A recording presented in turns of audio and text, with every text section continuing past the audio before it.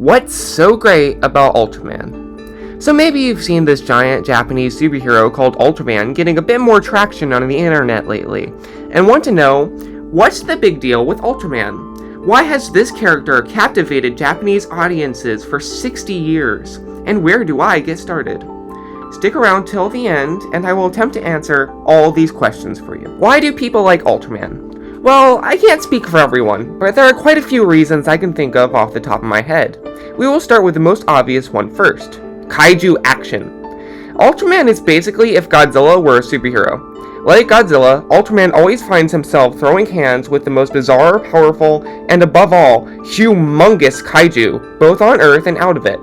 The original Ultraman was created by the same guy who brought you the original Godzilla, and those who have come after him have carried on with his trademark colossal action sequences ever since, leading to some truly spectacular battles on a massive scale. Another reason people have gravitated towards Ultraman is that it has just a little bit of everything for everyone. If you're familiar with the Godzilla series, then you probably already know what I'm talking about.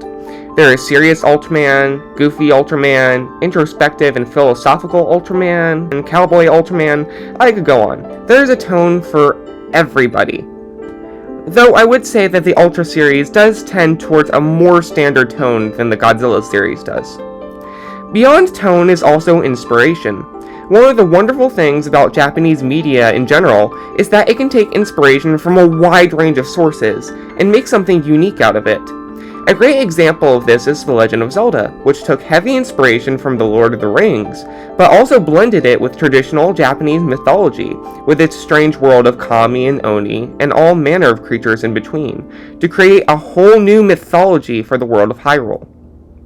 In Ultraman, you will likely find inspiration from at least one of your major obsessions, especially Godzilla, obviously, Star Wars, Star Trek, American superheroes, The Legend of Zelda, heavily prevalent in shows such as Orb Origin and Trigger, The Matrix, and much more. No matter how much inspiration the shows seem to take, however, they still retain that unique Ultraman feel, and by extension, that Japanese charm. Another big reason is that feeling of hope that the Ultraman series always imparts on its viewers. For decades now, American superhero cinema has kind of been stuck in this rut of gloomy or edgy superheroes. Even Captain America is sad nowadays. But Ultraman has always carried a strong current of hope and optimism. The Ultra series never tries to deny the darkness of humanity, but in spite of it, humanity has the chance to rise up and become giants of light just like the Ultramen are. And the Ultraman continuously choose again and again to fight for that future hope. Not because they feel like they just have to, but because they know that what they are doing will pay off eventually. Batman fights for a city that he, or at least the writers, feel just can't be saved. But Ultraman knows that the strongest lights can be born in darkest shadow, and that the dawn will come to chase away the night.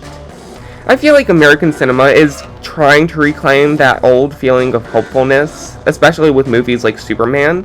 But with Ultraman, it isn't something that needs to be reclaimed, because it has been woven into the very DNA of the character and the series. Tying into this is the strong sense of morality that pervades the series.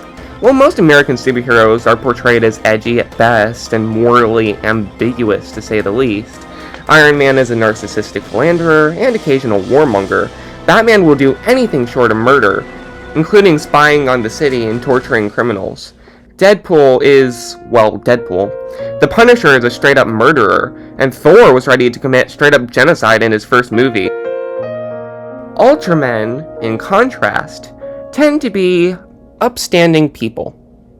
People like Shin Hayata, the first Ultraman, who stands up for right no matter what, and even family men like Jeed's Leto Igaguri, who is the human host of fan-favorite Ultraman Zero, Shunichi Maki, host of Ultraman the Next, or Captain Gento, the host of Ultraman Blazar. These aren't dysfunctional families either. They're actually really well-adjusted families, idealistic even. Not to say the Ultramen don't have their personal flaws. They have been shown to struggle with feelings of pride, anger, guilt, vengeance, the kinds of things that everyone struggles with. But at the end of the day, these characters really do live up to their titles as heroes of justice. And to be honest, I'd much rather my future kids look up to a hero like Shin Hayata, Dan Moroboshi, Shunichi Maki, Musashi Haruno, Hibino Murai, Kurenai Guy, Leto Igaguri, Captain Gento, and a dozen others, than someone like Bruce Wayne or Tony Stark. Don't get me wrong, I know I gave them a hard time, but I do like American superheroes. Their strong imperfections give plenty of room for character study and philosophical debate alike. But at the same time, I feel that we have quite a concerning ratio of really messed up superheroes to role model superheroes. Another thing that makes the Ultra series very appealing to me, and I know to many others as well, is also the strong Christian, even Catholic undertones throughout the whole Ultra series.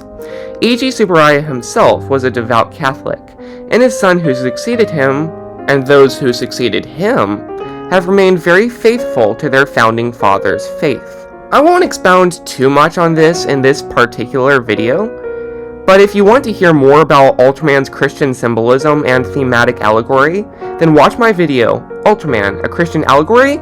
Let's talk. I'll be sure to leave an info card here, a link in the description, and an end screen card too. That's probably a little overboard, but whatever. If any of this made you want to explore the Ultra series more, then here are my recommendations to help you get started watching Ultraman. In my opinion, I would start with the movies first, as they are less of a commitment, and then, if that succeeds in capturing your interest, then I would move on to a series. In this case, I would recommend The Superior 8 Ultra Brothers, a film that beautifully captures the hopeful quality of Ultraman and introduces you to several classic Ultramen, without requiring you to have any prior knowledge of their series. There's also Ultraman the Next, a more modern cinematic take on the classic Ultraman story patterned after the 2000s era of Western superheroes.